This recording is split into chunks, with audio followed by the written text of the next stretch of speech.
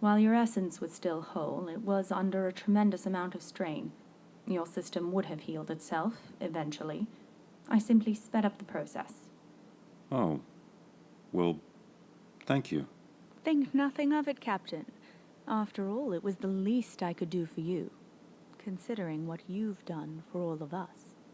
The woman paused to think for a moment. Or rather, considering what you will do. She sighed. Haha.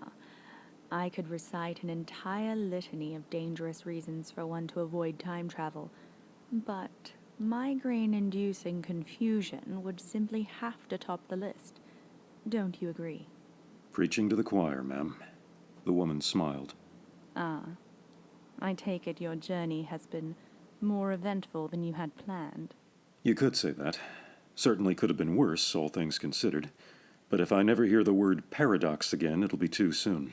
This is your last stop, then? Next to last. Then, may I perhaps offer you a refreshment of some sort before you leave? A glass of water or coffee? That's very kind of you, but I'm fine, thanks. Nonsense. What kind of a host would I be if I didn't honor the presence of Captain America himself with some kind of respite? Steve sighed. Have I said something to offend you, Captain? No, not at all. I've just been at this for a long time is all. Yes, I suppose you have, haven't you? She approached him with great empathy in her eyes. It takes its toll after a while, doesn't it? Being the last great hope of a nation, of a planet, of a universe, for over 80 years. Steve tried to brush off her concern. Well, I skipped over most of those years, actually. She nodded. Indeed.